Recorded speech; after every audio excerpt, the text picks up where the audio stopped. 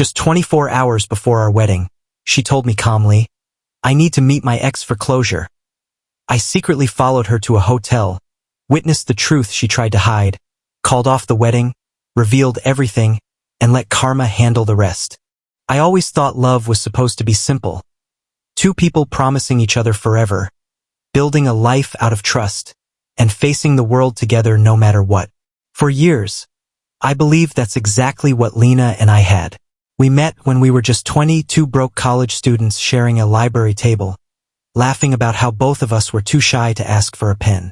From that day on, she became my safe place, the person who made life feel less heavy, who turned every ordinary day into something worth remembering. For 5 beautiful years, we built everything together.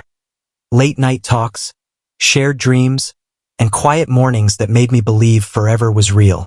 When I finally proposed to her, it wasn't grand or over the top. It was simple, just the two of us at the park where we first met. I slipped the ring onto her finger, my hands shaking with nervous excitement, and she whispered yes through her tears. I remember thinking, this is it. This is my home. For months we planned every detail of the wedding. The dress, the venue, the guest list, the vows. Everything was ready. Until one day before forever, everything shattered. It happened on a quiet Friday evening. We were sitting together going over the final seating chart when Lena looked up from her phone with a hesitant expression. Her voice was soft, but her words cut through the room like ice. "I need to see my ex one last time," she said. For a moment, I thought I misheard her, but when she repeated it, my stomach dropped. I tried to laugh it off, thinking maybe it was a joke, but her eyes were serious, cold even. I asked her why she'd want to do that right before our wedding, and she said, "I just need closure before I start a new chapter." Something inside me twisted. Every logical part of me knew it was wrong, but I wanted to trust her. I wanted to believe that the woman I loved would never cross that line. But later that night, when she said she was going to meet her friend for coffee, my instincts screamed the truth I didn't want to hear. I waited a few minutes after she left, then followed quietly in my car. The streets were dimly lit, the air heavy with that strange stillness that comes before a storm. I drove in silence, watching her car from a distance until she pulled up to a hotel. That was the moment my world cracked. I sat there in my car, frozen, watching as she walked into the lobby with a familiar man beside her.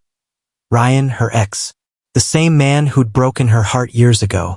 They looked too comfortable, too close. My heart pounded so hard I could hear it in my ears. I waited there for what felt like hours, each second stretching into eternity. When they finally came out, her hair was messy, her eyes red, and her smile forced. Ryan looked satisfied, smirking like someone who knew he still had power over her. That was the night I stopped believing in everything I thought love was. I didn't confront her then. I didn't shout or cry. I just drove home, sat in the dark, and let the silence do what words couldn't. By morning, I knew exactly what I had to do. I called the wedding planner, the venue, the caterers, and canceled everything. When Lena came home later, still pretending nothing happened, she found me sitting at the table with the engagement ring beside me. The look on her face when she saw it told me everything I needed to know. She knew she was caught. When she tried to speak, I simply said, "The wedding's off."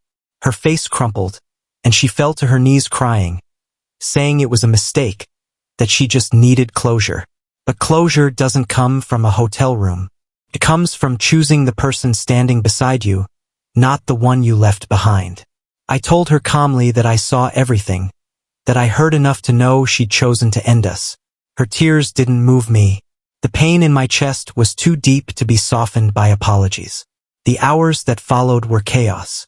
Her family called me, demanding to know what happened. I didn't give details, just told them the wedding was canceled because I couldn't marry someone who didn't respect what we built. My family was shocked, angry, protective. Her parents begged me to reconsider, saying it was a misunderstanding. But I knew what I saw. I knew what I heard. The truth doesn't need permission to exist. In the days that followed, rumors spread like wildfire. Some said I got cold feet. Others said she cheated. Only a few knew the truth. Lena tried reaching out, calls, texts, even showing up at my apartment. I didn't open the door. I needed space. I needed silence. When the noise finally settled, what remained was the harsh, clean reality that the woman I planned to spend forever with had betrayed me for someone who once broke her. A week later, one of her bridesmaids, Chloe, reached out to me. She looked nervous but determined when we met at a cafe. She said, "You deserve to know everything." And then she told me the rest. How Ryan had been messaging Lena for weeks, manipulating her, saying he regretted letting her go. How Lena confessed she still had unfinished feelings. Chloe tried to warn her not to meet him, but Lena said she needed to prove to herself that she was over him. Only she wasn't. And that closure meeting ended exactly how everyone knew it would. I remember sitting there, listening to Chloe, feeling my hands tremble slightly. Not with rage, but with clarity. It wasn't just that she cheated. It was that she lied so easily after. That night when she came home, she smiled like nothing happened.